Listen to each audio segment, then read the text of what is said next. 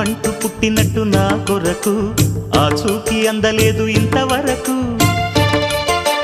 వచ్చింది గాని ఈడు ఒంటి వరకు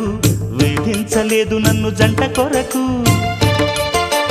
చూశాక ఒక్కసారి ఇంత వెలుగు నా వంక రాను అంది కంటి కునుకు ఈ అల్లరి గారడి నీ లీల అనుకోనా నీ పేరు ప్రేమ అవునా ఇవాళే నిన్ను పోల్చుకుందా